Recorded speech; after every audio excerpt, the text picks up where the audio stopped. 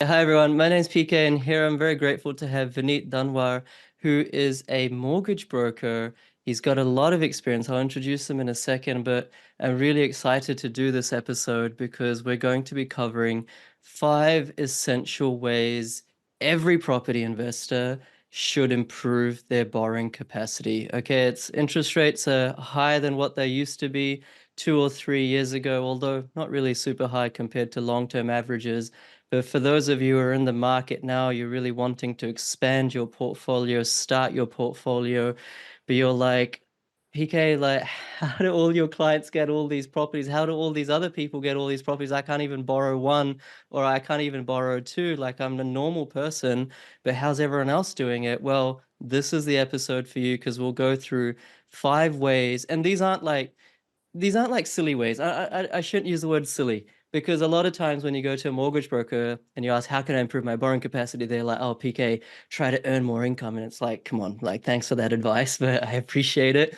But, like I'm already working 2 jobs or whatever the case may be. So this is not that kind of episode. We're very fortunate to have Vineet because he is a chartered accountant by profession, but he's been 20 years mortgage brokers, company that he works with, Bluehive. They're really experienced. They know the lending ecosystem inside out in Australia. And we're going to be going into technical things, not the sort of stuff that you just can Google and find out. So this will be really interesting. I don't want to spoil it, but the 5 things that we'll go through very, very quickly is how to set up the right entity structure to maximize your borrowing capacity, how to recalibrate your existing loans, how to use household expenditure measures for existing loans, the HEM, how to find the best lending policy for your situation, interest only versus principal interest loans. And then if we get time at the end, Vineet might go into even some more curious things like for your principal place of residence, should you buy in a trust, which I think basically no one considers. Anyway, I'm hogging the mic and I'm not the expert on the subject. Vineet is. So thank you so much, Vineet, for making time and coming on. Thanks, PK. Thanks for having us here. And we will try and explain as much as we know around the ecosystem and how best to leverage that for the clients, especially those who are on the investment journey. And like you said, there are 5 very critical ways where, if correctly deployed, can significantly improve the borrowing capacity for the investors. And it's pretty much like the analogy of health. It's like if you prevent health, you live longer, you live healthy. But if you've exhausted yourself, it's very difficult to retain that health and that vigor again. So I think that's where this particular episode and my kind of trying to drive value for your client is really, really helpful. Welcome to the Oz Property Investment Mastery Podcast. My name's PK and I help busy people build passive income by buying top 5% growth and cash flow property and build a portfolio using data without wasting months doing research, spending weekends at inspection or catching flights, or dropping $10,000 to $20,000 on buyer's agents every single time. So if you're confused, lack confidence, and just overwhelmed with all the information and marketing misinformation available online and don't know where to start, then this show is for you.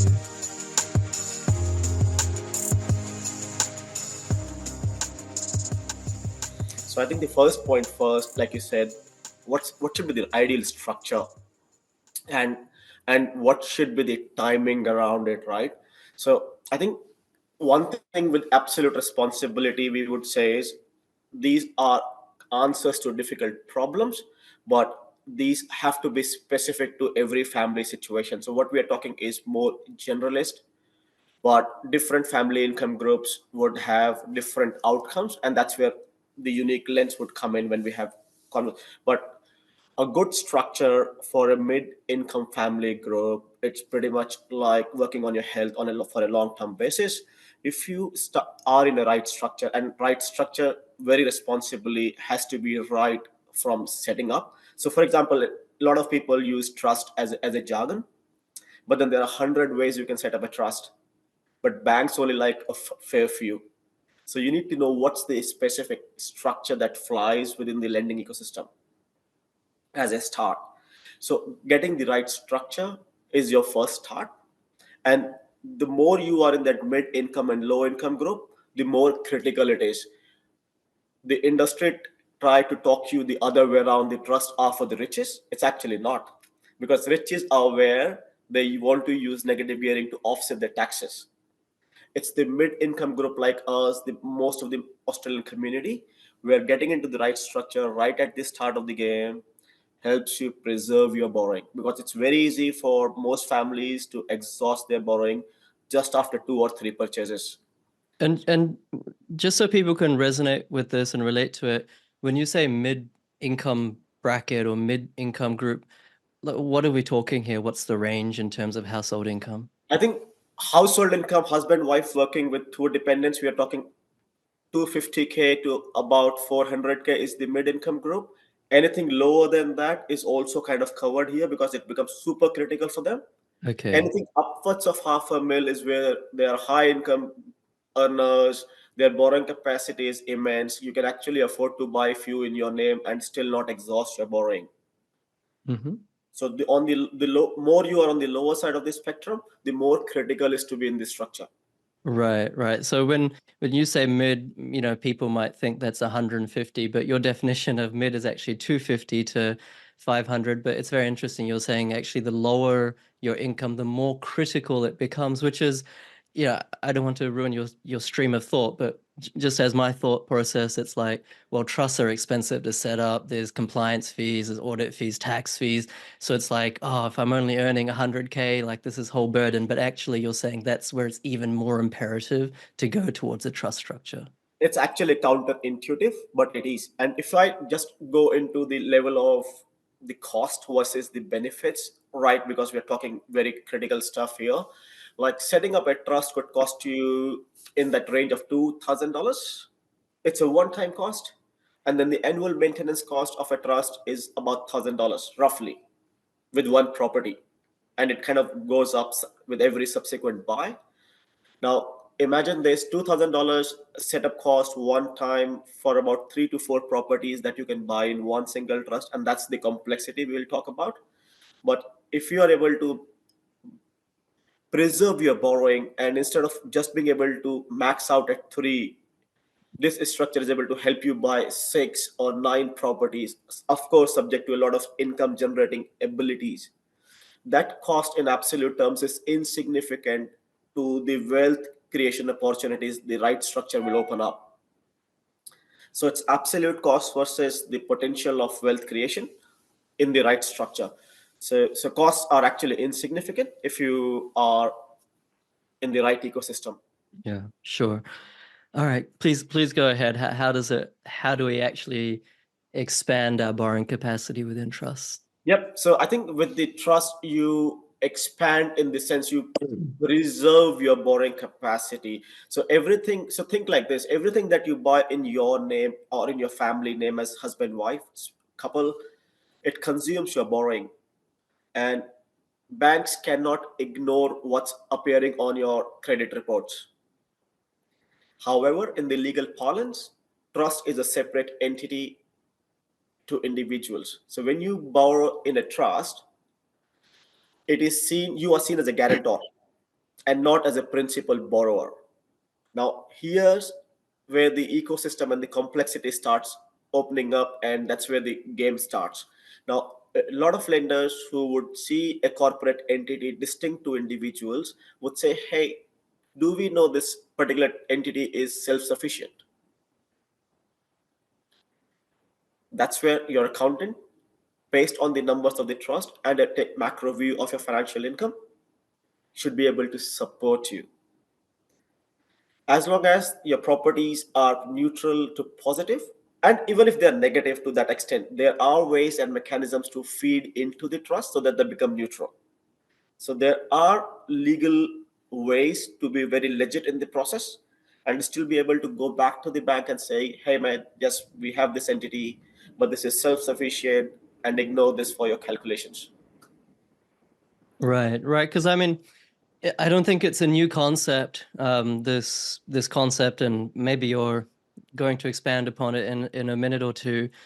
It's not alien to some investors that you buy one property in a separate trust every time, and as long as it pays for itself, then it doesn't, or it preserves your borrowing capacity for each subsequent property.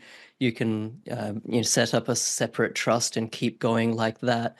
But generally, it needs to be self-sufficient. Like you said, that each trust needs to pay for itself. This concept that you're talking about, where even if it's costing you money, there are some legal ways by which you can still have banks disregard that debt. I think it's a very important point. If you don't mind just expanding upon it for a second, because with the current level of interest rates, even at, let's say, 80% LVR or 80% deposit level, it is quite difficult, right, to get properties that pay for themselves. Certainly in Melbourne, Sydney, Brisbane, you can't really do it. So, if they're costing, I don't know, a few thousand a year, 5,000 a year, whatever the case is, let's say in regional Australia, other capital cities, how is it? And feel free to let me know if you can't talk about it or whatever, but how do we tell the banks, or how do we allow the banks to realize that it is still self-sufficient? Yep. Yep. So I think first thing first, PK, you don't have to have one property per trust. You can actually have multiple properties. So that actually helps you optimize. Now that multiple would is driven by the income and the bank policies. Like it's a complex subject. So most lenders who are very pro trust can allow you up to 4 or 5 properties in a trust, subject to your income. So as long as your family income is able to sustain service the four properties, you can have one. So you actually optimize your admin cost, you optimize your setting up cost. Now imagine you are about $10,000 short or negative in your a particular trust portfolio on an annual basis. As guarantors, you are able to fund that trust with that deficit, and that trust, by taking your contribution from the guarantors, becomes self-sufficient to neutral. From an accountant's point of view, as long as trust has enough funds to pay for its liabilities, it becomes a self-sufficient entity in itself, in its own right. And that's where accountant can certify that trust is able to look after its liabilities, it's self-sufficient and able to service its debt on time or as and when arises. Different lenders have different languages, but common understanding is yes, if it is self-sustainable, we don't have to worry about it. And more so, it becomes more critical if we are not relying on the income of the trust, and which is typically not the case in this current scenario. In the pre under 2% kind of scenarios, we were able to use the income from the trust to boost up your borrowing. But right now, it's the other way around. Investing properties is actually consuming your borrowing. So this structure with a loan or a deficit being supported by the guarantors would help you take it off from the calculations for your next borrowing. Right. However, when I talk about this, as long as you are in the same structure, every borrowing has to be considered. So if you're buying 3 properties in that trust, everything will be calculated for that particular trust. When you go to trust B, we can ignore trust A. So from a bank's point of view, you just have one PPOR in your name, and this is a new entity, entity B. So entity E is kind of completely ignored from the calculations. Right. Makes sense.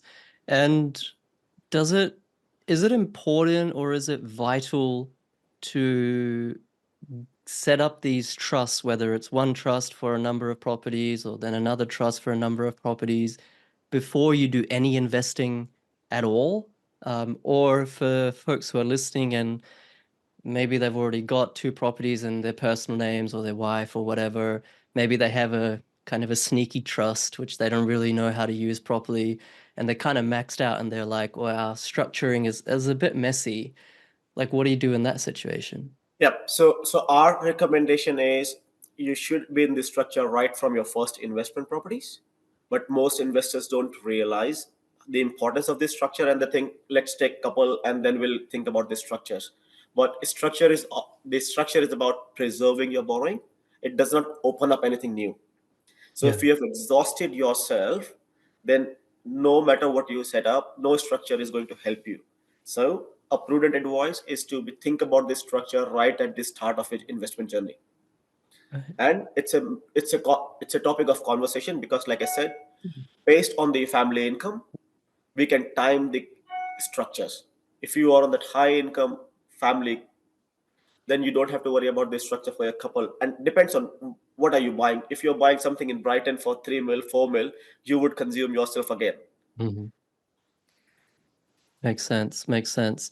And so for someone who hasn't considered this from the start and they're like, well, I have actually maxed out my borrowing capacity based on my income, is the only way to reset or to take the next step to undergo the sort of costly exercise of perhaps selling those properties into a new trust that they set up? You get pinged with the stamp duty, and then being able to continue. Like, have you seen your clients do that? Is that something you recommend? No. So I think for all our clients, selling anything of the portfolio has to be the something solution of a last resort, or if we realize the property itself is not performing.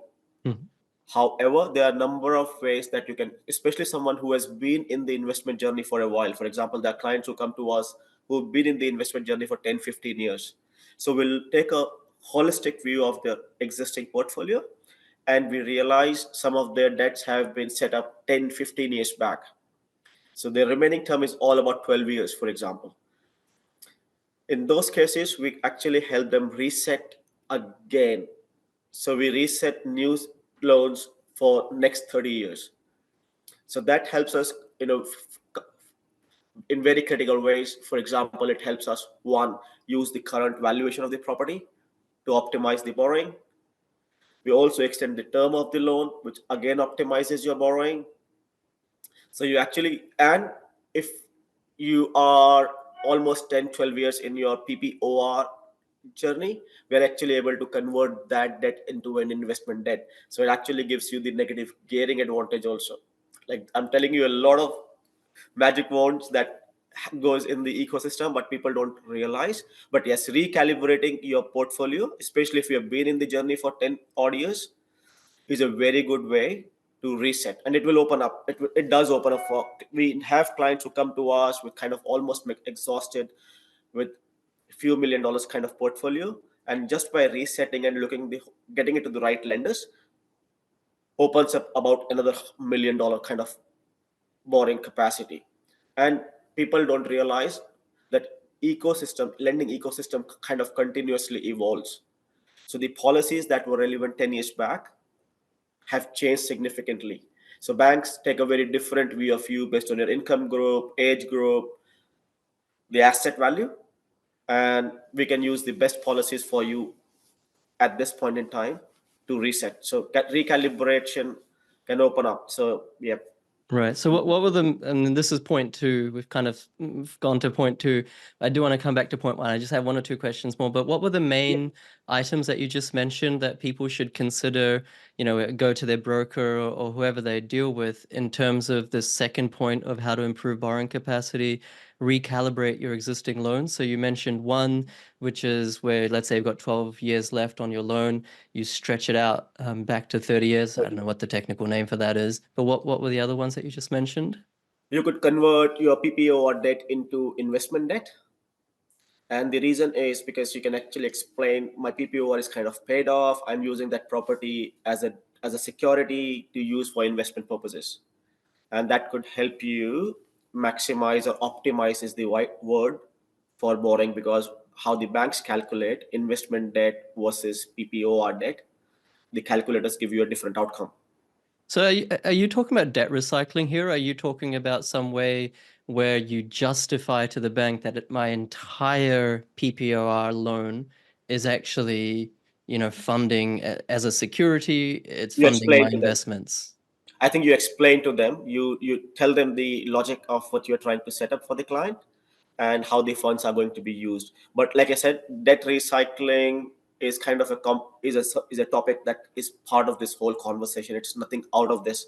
It's not a it's not a different strategy. It's kind of part of this whole thing we are trying to do is use your existing portfolio and the current valuations and the lending ecosystem to boost your borrowing.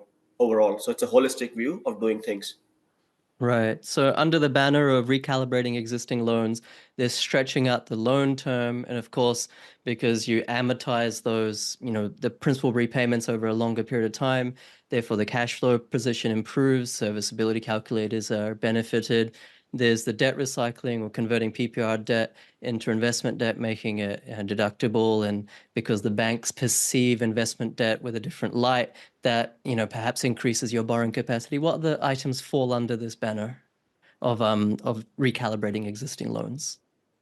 I think this would be the two key ones, and then you have things like P&I versus interest only. You would have heard a lot of people, but again, that's depending on every family situation.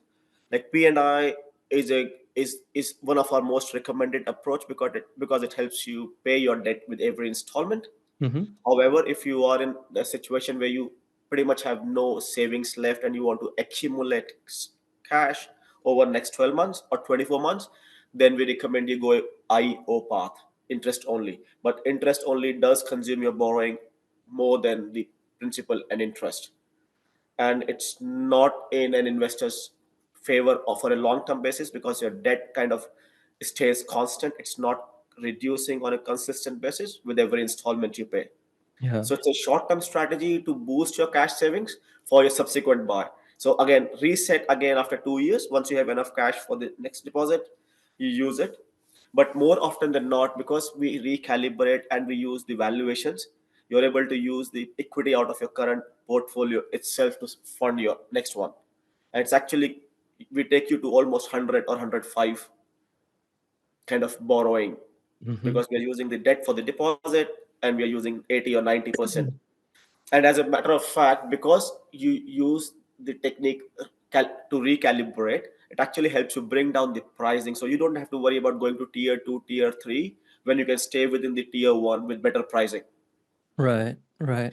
And I guess obviously this depends on a person's real household cash flow budgeting as well, because if you're going to 100%, 105% debt, then obviously your loan is larger, your interest repayments are larger, and then if you couple that with, let's say three properties on principal and interest, then all of a sudden, people are like, well, I can't afford that, right? Let alone one on Absolutely. principal and interest. So I think these are all very valid points, and people should think about them in the context of their own unique financial situation. Because I know myself, like if I did principal and interest from the start, I just wouldn't be where I am today because I wouldn't have been able to afford all those Yes. properties. Whereas I did IO the whole time and rolled them over.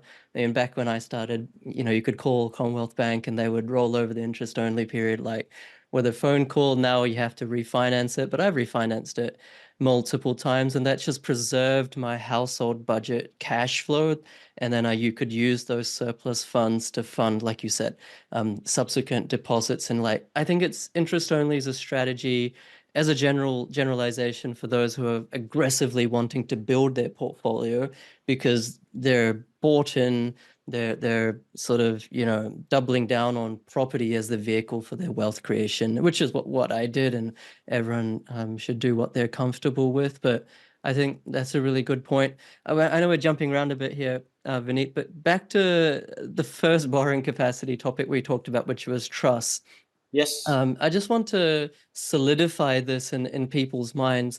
Is Yep. there like a client example? I mean, you can rename them Joe Blog, but could you take us through like a real life example of where a client, would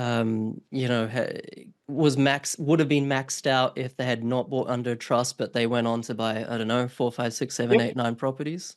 Yep. So I actually have a client, and we have a few clients, not one, but I have a client from your community also, and he came to me when they only had a PPOR and they wanted to start on the investment journey. And he said, "How much can I borrow?" I said, "You can borrow 1.2 mil."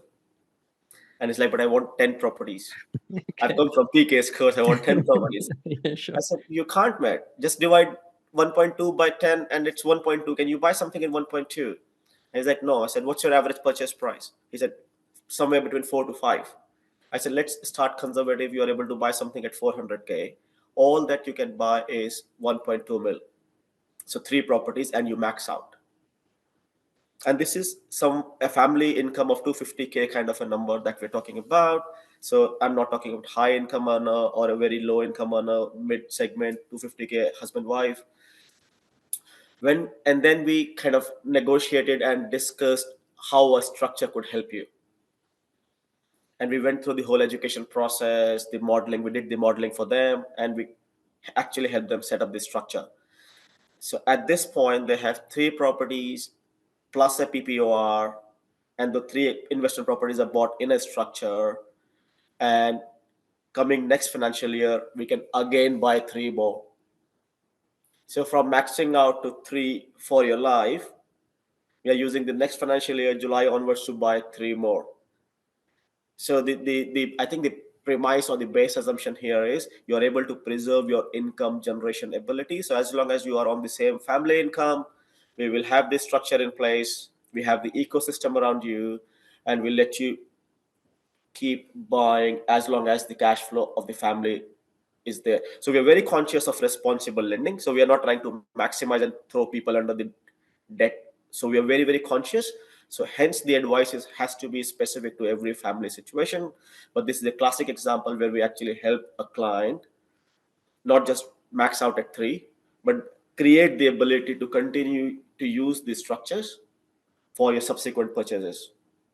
Right. So they had their principal place before. If they just bought under their own names, they would have been able to buy up to 1.2 million. So that's like three properties at 400K each.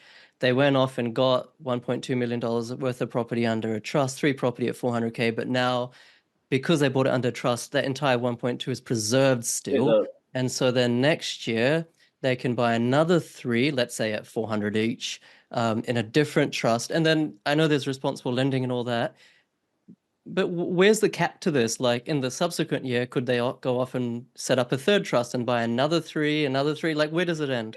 So as long as your family income supports the cash deficit, like you said, so we know in this high interest rate environment, every property is negatively geared. Hmm. So as long as you are able to create enough savings to fund Right, your deficits, you are able to use this process. So right, the cap is when your family income plus your rental income is not able to support you for subsequent funding of deficits.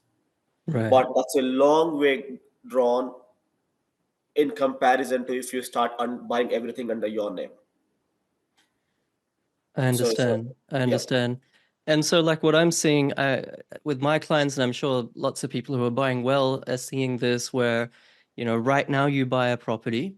Let's say 2 years ago, 2022, end of 2022, let's say you bought in Perth somewhere, interest rates had gone up however many times in the year 2022, and that property was maybe like two to three to four to $5,000 negatively geared, negative cash mhm, flow. Fast forward 2 years, now we're in 2024, the rents have gone up like 20, 30%. And so even though interest rates have gone up, the rents have gone up so much as well, let's say on an 80% LVR, 88% LVR, that now those properties, they're not so heavily negatively geared. And correct. then fast forward another 12 months, even though right now they're neutral or just a bit negative, they become positive. So Yes, once again, I'm trying to, because I think these are the questions that will be on everyone's mind as they listen or watch this in 2 years' time, when all those properties become positive, and like you said, the real, tangible, material cash flows for the household, in this client's example, is now neutral or positive again from their portfolio. Does that mean they can now create a fourth trust and buy yes, another three and a fifth trust and then another three? So you got like five trusts times three, 15 property. Like, th- do you know what I'm trying to get at? It seems like too yes, good to be true. And of course, you have to be responsible and yes. everything like that. But is there any cap to this or is there no cap? There is no cap. The cap is, remember, you have to play in the lending ecosystem, and what lenders see, they cannot unsee. So you have to be really protective about your structures. So you cannot shop around with a structure to the lenders, and that's where we come in. We preserve the conversation. We tell what they need to know. You tell everything, and that's it. So, like I said, it's a combination of the right structure, right lender, and what you tell them. And Right. that's where it becomes a complex subject. You can have n number of documents called trust, but if they're not the right structure, you won't fly with the banks. You may have the right structure, but you go to a wrong lender, you would still max out because they hit your borrowing or credit score. So it has to be a combination of all. The right lending policy has to support. And like I said, absolutely responsibly, not every lender is pro trust, and they take a different view. So you have to pick up and find the lender who is pro investment, pro lender at that point in time.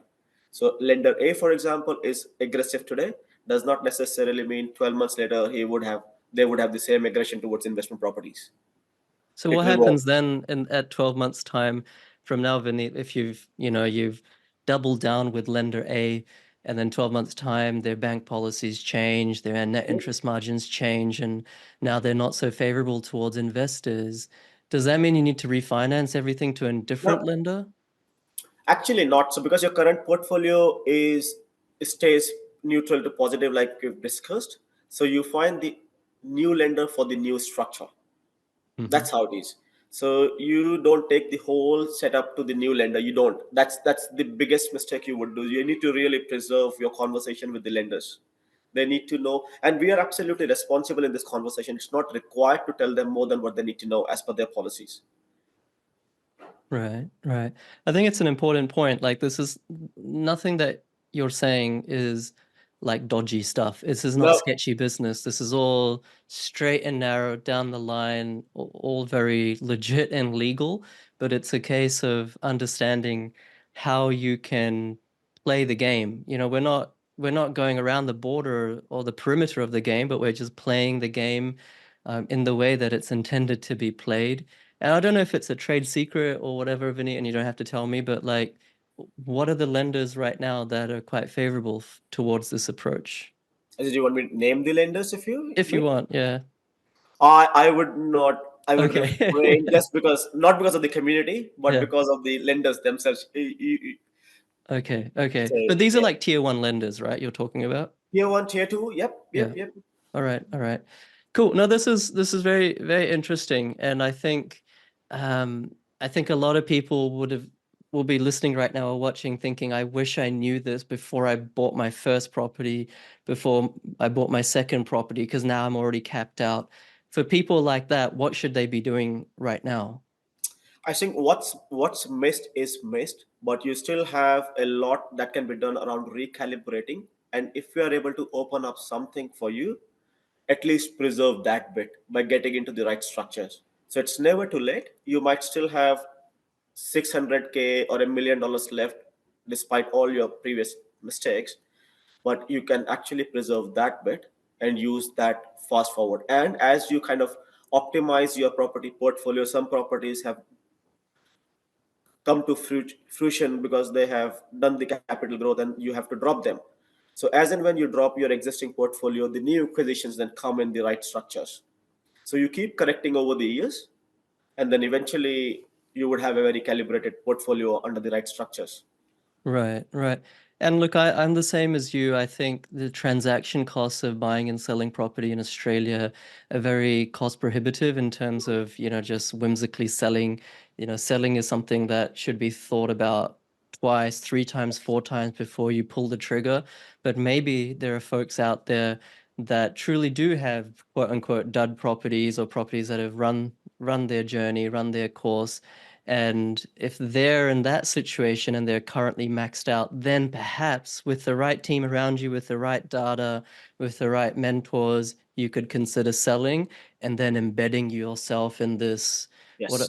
This is like you're trying to get out of the atmospheric pressure of lending, of the current lending environment. Try to escape the Earth's atmosphere, and then you can really build your portfolio is a way that I think about it. Is there anything else that you want to say around like lending policies or different or best lending policies in 2024? I think lending policy is a very, very crucial subject, like I said, right from, and we have been talking about lending policies in some shape and form for last 30 minutes. If you realize, like I said, the structure could be right, but if the lender is not right, you are still stuck. So lending policy would come into play at every bit, right from who is happy to accept the structure that you are proposing. That's where it is. But then after that, lending policies could be specific to your circumstances. So you could be a professional, and there could be a lender who is giving you a high LVR and waiving of LMIs. Hmm. Or you could be an essential services operator, or a doctor, or a nurse, or some, and there are lenders who are giving you 100% benefit of all your income, including allowances and bonuses and whatnot. So different lenders have different views. But one thing that we find quite fascinating is even the negative gearing, which is more of a tax subject, different lenders could have a different outcome. Everything remains the same. Two different lenders could have absolutely different outcomes. And we have a classic example we have been working this morning. Family of two trying to buy investment property. Lender, a tier one major lender says you can only borrow up to 300K. Another lender says I'll give you about 580. Same income, same hem, everything. So lending policies, how they do their calculations in the backdrop, actually reflects the bank's appetite or aggression towards those kind of acquisitions. So you have to be really conscious of what lending policies, and they start from specific to your profession, specific to your family income, how do they treat private tuitions, private health, etc., etc., and what do they need to see to assess your file. And that data requirement also changes based on the LVR we are talking. All lenders typically become absolutely conscious when the lending starts to go upwards or north of 90%. They want to see everything. However, because we have the magical wand of recalibrating the portfolio where possible, you can actually bring the LVR to a lower level, which means I don't have to tell the lender what I don't want to. Hmm. So I tell them what they need to know. Of course, no dodgy stuff, responsible lending, but I don't need to tell them, or I need to tell them what they should be asking me, rather than Right. giving them the whole transactions and leave them to scrutinize and audit every bit of coffee and breakfast and lunch and dinner that I've been having outside, because that makes a massive difference to your outcomes. Right, and this is all around HEM, which is household expenditure measures, if I'm not mistaken. And is let's say someone's about to get a pre-approval, someone's about to get a loan, they want to get their next loan. Are there any really big ticket items or big rocks in the jar that perhaps, like expenses is what I'm talking about, that they should perhaps just postpone a month or two, or get a friend to buy for them or something like that, just so the banks don't see it? I think we see a lot of customers who like to hold a lot of credit cards, for example, for this. I think it's more the privilege that you have with your previous lenders. You don't necessarily use them. Hmm. And often they don't realize how it consumes the borrowing. Second is discretionary versus essential spend. A lot of us do a lot of discretionary spend, for example, buying a new car or anything of eh, afterpays, zip pays. We happy to use flick those cards at Hmm. targets and whatnot. Everything like that goes against you. Similar to Hmm. that, though, it's very important to maintain private health and private tuitions, but you could do transactions differently, like I said. And as long as you are within the 80% LVR, mostly banks are not interested to see your bank statements. I think one of the key thing that we recommend, keep your transactional banks different to your lending banks. This is one of the most critical, if anything could pick up, because what, like I said, what they know, they can't unsee. Right. If you have your savings account or transaction account, even if I do an application for you and tell them we only spend $4,000 a month, they have absolute privilege and access to your transactions. Makes sense. It's always better to keep a veil between the lenders and your transactions. And people might be thinking like, hey, there's like a lot of hassles, there's really intricate, a lot of technical things that I need to consider. Like, is it even worth it? But I really encourage people just to zoom out and take stock and see the forest from the trees. If you can just even borrow one more property, let's say 400, 500K property, fast forward, I don't know, whatever, 7, 10 years or whatever it is, and that thing doubles. then that's another $500,000 that you've made just because of, yes, understanding some technicalities, maybe going through the hassle of having a separate transaction bank to your lending bank, all the things that you're talking about, Vineet. But education is power. There's nothing that can replace this knowledge. And in the long term, it's like, why wouldn't you do that? So I think it's well worth the time, effort, and sacrifice to set all this up properly. And we alluded to at the start around the structure in which people should buy their principal place of residence. Normally, you just think, oh, yeah, it's in my own home. Just buy it under my wife's name or my name or joint or whatever the case may be. What's the case for buying it under a trust? When you say what's the case, what do you mean? Sorry. What's the like, why should people consider buying a principal place of residence under Oh, a trust? that's one of the very counterintuitive Yeah, conversation that I start with my clients, and that's all about preserving your borrowing. So imagine a family that comes to me. We are currently renting. We are confused whether we buy a PPOR or an investment. Do we buy under my name or under a structure? All of that. I think the underlying theme is everything that you buy in your name consumes. So depending on your end goal, if you're happy to have only one PPOR and property is not for you, uh, more than happy for you to go ahead and buy in your name because it has its own tax implications.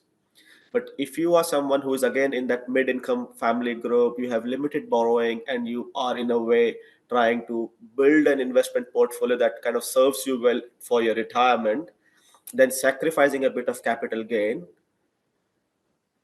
to open up your borrowing in the right structure is kind of a no-brainer if you do the maths.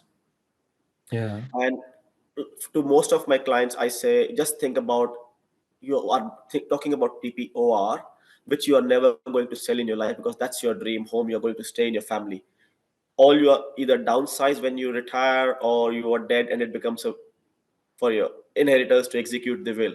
So it's kind of a notional gain that you're talking about or you're worrying about and consuming your borrowing. So it's a very strategic call that you have to take. But if you are in that somewhere in that mid-income group and you have limited borrowing ability and you're starting your journey, this could be a food for thought. It's not for everyone, PK. yeah. And I think you get if I'm not mistaken, I mean, you're the chartered accountant here, not me, but I think you get the capital gains tax, the 50% Yeah, discount in a not a trust tax as advice. You still get 50. So all you lose is just about 50. yeah, exactly. So yeah, you do have to pay capital gains tax then if you buy it under a trust. So that's important for people to know, but you Yes. do get that 50% discount on the capital ta Also, yeah. gains tax. And of course, none of anything we're talking about today is really financial advice because we don't know people's individual Yes. circumstances. And then I suppose land tax is also something that would be a consideration then to buy in a trust structure because now you have your principal place residence, it's exempt from land Yes. tax, especially in a place like Victoria. It could add up quite a lot with the recent changes. But once again, there's pros and cons of any decision you make. And if, like you're saying, if you're buying a principal place residence of, I don't know, $1, $2, $3 million, and you're buying it under your personal name versus a trust, well, you're giving up $1, $2, $3 million of borrowing capacity. Absolutely. Whereas if you Yes. bought in a trust, then you could buy that many more properties, and then if they go up double or whatever the case is, then what's the cost benefit versus the land tax versus the capital gains tax?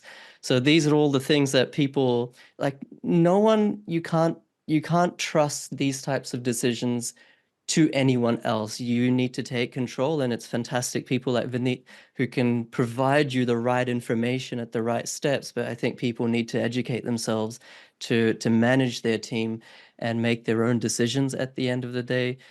It's a like just hearing this from you, Vineet, it's a lot of work I think that mortgage brokers do. I always say that brokers work the hardest out of any property related professional, including me. You guys are, you're very hardworking, very diligent.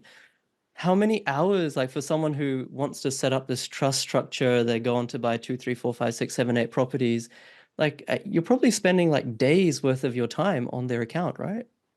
Yes. So I think we are as invested in a client's success as the client themselves. And like I always tell to my clients, it's not the application writing process which is critical, it's this thinking and knowledge which is super powerful. And that's where we spend lots and lots of time with banks and BDMs and whatnot to get to the right outcome for the clients. So, yes, it's a lot of effort, but I think the fruit is in the success of the clients. And we try and do things very responsibly for every client. So yes, it's an effort, but It's effort, worthwhile. wealth put in kind of thing. Got it, got it. And I think I just want to say as well, there's this it's really easy to go broker shopping, like it's like window shopping. You talk to one broker and you take 2 hours of their time, and then you talk to another broker and you do that like 5 times. And from a consumer perspective, I understand why you do that because, like when you go to buy a car or whatever, you want to test drive it, you want to shop around. But at the same time, I just want to make the point that we should, as investors, we should be very respectful of mortgage brokers, especially like very strategic mortgage brokers. It's not loans.com, right? It's not, Aussie or whatever. These are like genuine experts in the ecosystem of lending, like Vineet is. And so I think we need to be very respectful of their time, knowing how much they give back and knowing that they only really get paid, as and when you purchase properties. So I think there's something to be said about the ethical side of things. Vineet, I really appreciate your time, and perhaps we should, do another session. But any last advice or any pointers from your breadth and depth of experience working with so many investors, including my clients? Any advice that you want to give lastly? I think the advice is specific to everyone, but if you can definitely think through the structures and don't make that critical mistake that we have been making in the past because we have not been knowing what right structures is. That's absolutely powerful to make it a big success. So more like the data is very clear, PK. You know, you are the data people, and all your students are data driven. Like 90% of the Aussie families do not own more than 2 properties or 3 properties, and you can't go beyond that number if you are not in the structure. So if you really are clear on your goals and you really want property investing to work for you, you have to give a serious thought to this structure because that is super powerful in my view. Right, brilliant. Well, thank you so much for your time. And I have to confess, like I've got a very messy structure myself. I wasn't strategic when I started off. I didn't have someone like Vineet in my corner. So like I haven't actually done this strategy myself. So I just want to say that because I don't want to be a hypocrite. But I got to 12 properties through other means and through doing developments and other things like that. So there's different strokes for different folks. Consider everyone what's right for you and understand the risks because everything comes with risks and it's all about managing those risks. Where the upside risk is lower than the downside risk, that's generally where you should take action. But everything comes with risks. And but I just want to say thank you so much, Vineet. I'm glad that I selected you from the Facebook group. And it's a real pleasure to meet you here in well, not in person, but over video. Thank you, and likewise, I reciprocate the feelings, BK, and would love to serve your community as and when possible. Thank you. Thanks, Vineet, and thanks everyone. My name's PK, and thank you so much for being part of this community.